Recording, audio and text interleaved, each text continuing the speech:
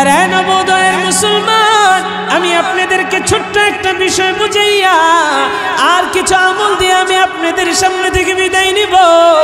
ও দুনিয়ার মানুষ রে, আমি আপনাদেরকে বুঝাইতে চাই, এই পৃথিবীর জমিনে আমি আপনি চিরদিন বেঁচে থাকবো না।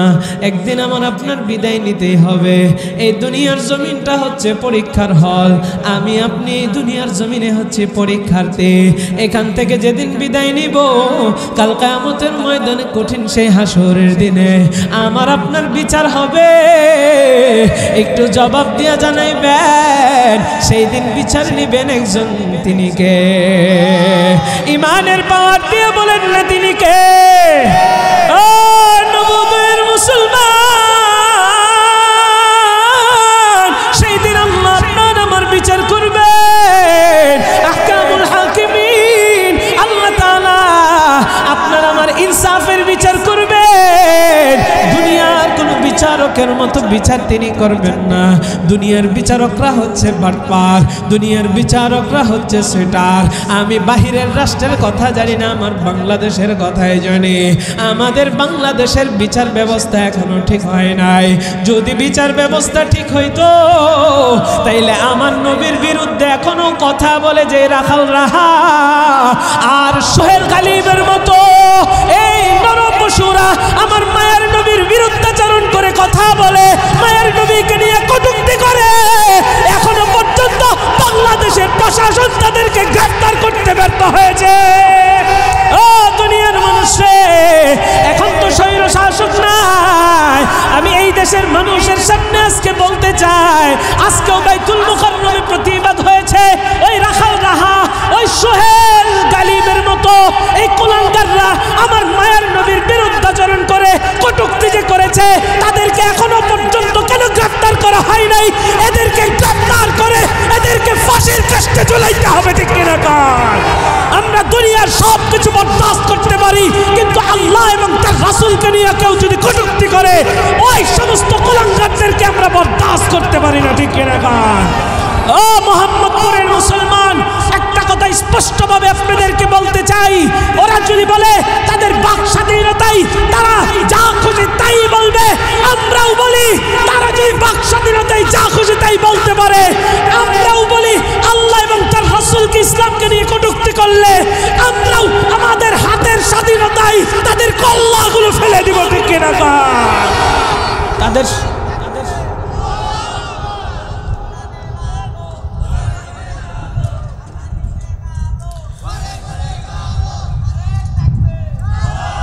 ও মুসলমান, ইমানি জজবা থেকে এই কথাগুলো বললাম। একটা কথা স্পষ্ট সবসময় মনে রাখবেন, আমরা সব কিছু নিয়ে আতাত করতে পারি, কিন্তু ইসলাম, আল্লাহ এবং তার রাসূলকে কেউ গালি দিলে আমরা কখনো তাদের সাথে আপোষ করতে রাজি নই, ঠিক কিনা? আমাদের নবীজির জন্য যদি প্রয়োজন হয় শরীরের ঘাম জড়াবো, যদি প্রয়োজন হয় রক্ত জড়াবো, যদি প্রয়োজন হয় নিজের জীবনটা বিলিয়ে দিব। কারা কাইরা তৈরি আছে? দুইটা হাত তুলে আল্লাহর কাছে। সম্মানিত হাজিরিন, এই বিপ্লবী মুসলমানরা কখনো নবীজির জন্য নিজের জীবন বিলায় দিতে কখনো ভয় পায় না। ভয় পায়? আরো জোরে বলতে হবে, ভয় পায়? নবীজির জন্য যদি জীবন দিতে হয়, বিপ্লবী এই জনতা পাই না কোনো ভয়। নবীজির জন্য যদি জীবন দিতে হয়, বিপ্লবী এই জনতা পাই না কোনো ভয়। নবীজিকে দিলে আঘাত এ প্রাণে আর সহে না, নবীজিকে দিলে আঘাত এ প্রাণে আর সহে না। নবীজির দুশ্মনেরা পাবে না রেহাই, পাবে না। ইসলামের দুশ্মনেরা পাবে না রেহাই, পাবে না। ওলি আল্লাহর বাংলাদেশে নাস্তিকদের ঠাই হবে না, বিরাউলিয়ার বাংলাদেশে মুরতাদদের ঠাই হবে না। নবীজির দুশ্মনেরা পাবে না রেহাই, পাবে না। ইসলামের দুশ্মনেরা পাবে না রেহাই, পাবে না। কথা কোন ঠিক কিনা? এক ফোঁটা রক্ত দেহে থাকবে মুসলমান, সইবে না, সইবে না রে বিশ্ব নবীর অপমান। এক ফোঁটা রক্ত দেহে থাকবে মুসলমান, সইবে না, সইবে না রে বিশ্ব নবীর অপমান। নবীজিকে দিলে আঘাত এ প্রাণে আর সহে না, নবীজিকে দিলে আঘাত এ প্রাণে আর সহে না, নবীজির দুশ্মনেরা পাবে না রেহাই পাবে না, ইসলামের দুশ্মনেরা পাবে না রেহাই পাবে না। ওলি আল্লাহর বাংলাদেশে নাস্তিকদের ঠাই হবে না, বিরাউলিয়ার বাংলাদেশে মুরতাদদের ঠাই হবে না, ইসলামের দুশ্মনেরা পাবে না রেহাই পাবে না, নবীজির দুশ্মনেরা পাবে না রেহাই পাবে না।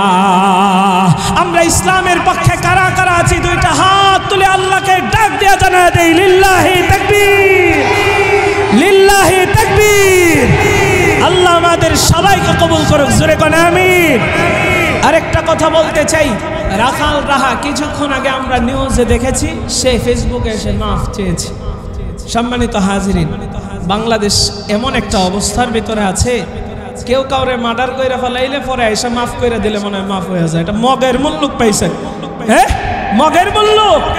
রাখাল রাহা আমার নবীকে নিয়ে কটূক্তি করছে, ও মাফ চাইছে, ভালো কথা, আমরা মাফ করব।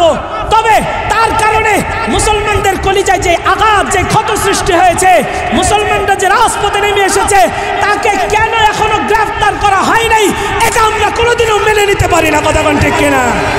তাকে গ্রেফতার করতে হবে, এরপরে কি হবে না হবে সেটা পরের বিষয়। গ্রেফতার আগে তাকে ডিম থেরাপি দেওয়া হোক, এরপরে জাতি ক্ষমা করবে। কথা কোন ঠিক কিনা?